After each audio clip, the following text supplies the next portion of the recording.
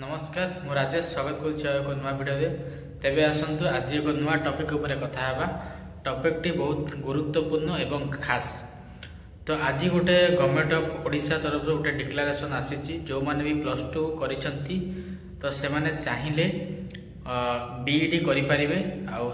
तो सही course T ना होची आईटीईपी कोर्स।